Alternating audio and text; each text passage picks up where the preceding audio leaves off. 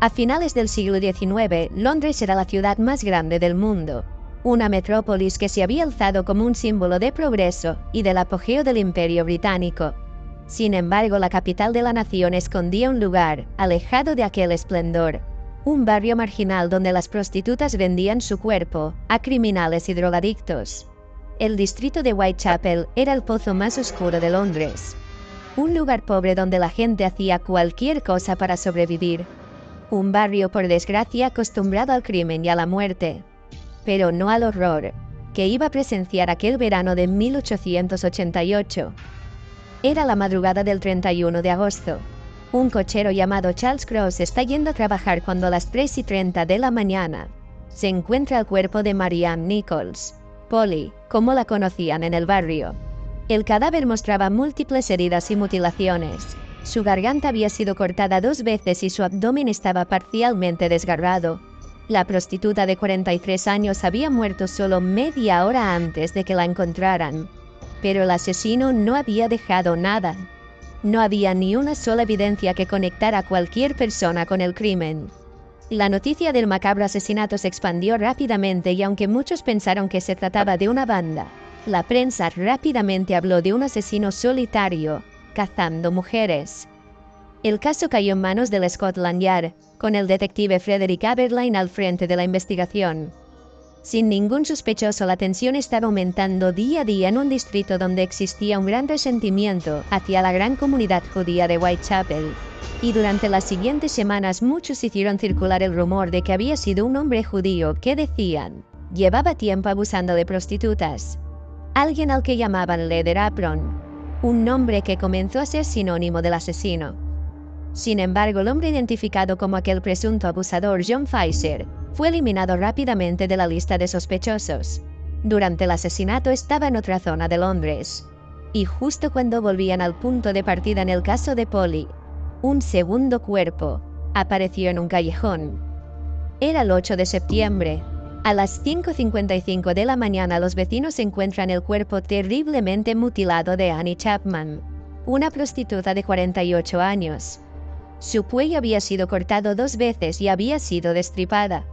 Pero lo que más llamó la atención de los detectives es que su útero, su vejiga y parte de la vagina habían sido arrancadas. No estaban en la escena. El asesino se las había llevado consigo.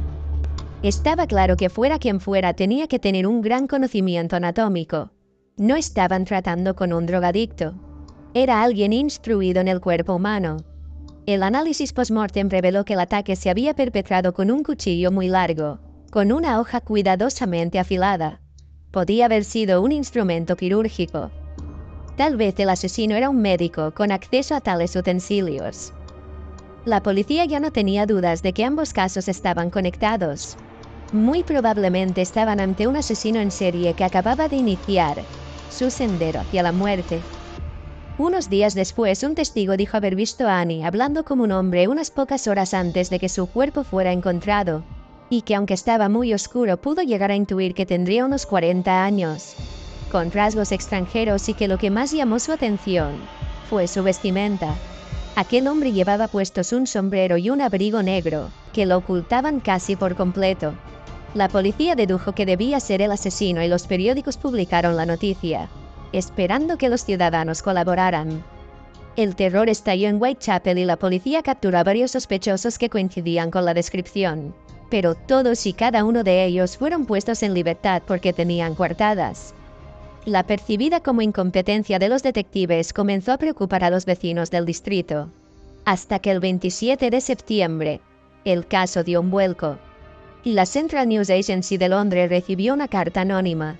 El remitente estaba declarando que él era el asesino, que nunca conseguirían atraparlo, que iba a cazar prostitutas hasta que considerara que su obra había sido completada, y que para demostrar la veracidad de sus palabras verían que a la siguiente víctima le habría arrancado las orejas. No tenían dudas de que aquella carta era del asesino, una carta que al final estaba firmada. Él mismo se había puesto un nombre: Jack el Destripador, el apelativo por el que desde ese momento iba a ser conocido. La policía hizo pública la carta para ver si alguien reconocía la caligrafía. Pero no hubo suerte. Y no pudieron avanzar en la investigación porque apenas 3 días después, el monstruo volvió a salir de caza. Era el 30 de septiembre. A la 1 de la mañana encuentran un tercer cuerpo. Elizabeth Stride, una prostituta de 44 años, tenía la garganta degollada, con su cadáver tirado en un callejón sobre un charco de su propia sangre. No había más heridas. No presentaba las mutilaciones de las anteriores, por lo que asumieron que el asesino había sido interrumpido en mitad del acto. Jack había escapado, muy probablemente, insatisfecho con su obra. Una suposición que quedó demostrada cuando apenas 45 minutos después, un cuarto cuerpo fue encontrado 1 kilómetro al oeste. La víctima, Catherine Eddowes, había sufrido un ataque mucho más feroz. Había sido destripada, le había arrancado un riñón, le había desfigurado el rostro y, como había prometido en la carta, le había arrancado el lóbulo de una oreja. El doble asesinato causó una enorme conmoción en Londres. La policía no había encontrado ningún sospechoso.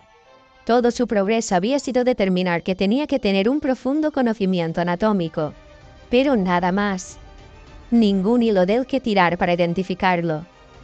La historia de Jack el Destripador no solo se había extendido por la ciudad, sino que se había convertido en todo un fenómeno mediático a nivel nacional e internacional. Un cuento de terror que se estaba escribiendo en aquel oscuro distrito londinense, y cuyo capítulo final iba a mostrar el lado más depravado de la naturaleza humana. El 9 de noviembre, John McCarthy, el propietario de un edificio, vio que el inquilino de la habitación número 13 se había atrasado en el pago del alquiler, así que envió a uno de sus asistentes a recoger el dinero. Eran las 10:45 de la noche cuando Thomas Bayer llamó 2 veces a la puerta. No hubo respuesta. Thomas fue a la ventana para asegurarse de que no hubiera nadie, y fue entonces al apartar la cortina, cuando descubrió el horror. En la cama descansaba el cuerpo aterradoramente mutilado de una mujer. Era Mary Jane Kelly, una joven prostituta que había dejado el oficio desde que empezaron los asesinatos. Su cuello había sido seccionado con tanta furia que había alcanzado su columna vertebral. Había sido mutilada de forma tan salvaje que era incluso difícil identificar quién era. Muchos de sus órganos habían sido arrancados y estaban esparcidos por la habitación, como parte de un siniestro ritual. Se determinó que todo el proceso tuvo que tomar al menos 2 horas. Thomas declaró que aquello no era una obra humana. Lo que había visto era obra de un demonio. Este quinto asesinato sigue siendo recordado como uno de los más espantosos y macabros de la historia de la criminología. Jack había conmocionado como nunca a Londres, y muy probablemente sintió que había completado su obra maestra, porque tras este crimen nunca se supo nada más de él. Jack el Destripador se desvaneció entre las sombras. Después del asesinato de Mary Jane Kelly, la policía llegó a investigar a más de 1000 personas. Por ello, en un intento de acotar la lista, los detectives desarrollaron una primitiva forma de perfil criminológico. Su idea era determinar qué tipo de persona había podido cometer esos crímenes. El perfilado desarrollado por Thomas Bond llegó a la conclusión de que Jack el Destripador tenía que ser un hombre de mediana edad, cuyo objetivo principal era la mutilación. La extirpación del útero simbolizaba la toma del órgano más representativo de la feminidad. Un hombre conducido por una enfermiza hipersexualidad que escondía, bajo una apariencia inofensiva, que ocultó la identidad de uno de los asesinos en serie más depravados de la historia. El hombre que puso la semilla de una era de oscuridad.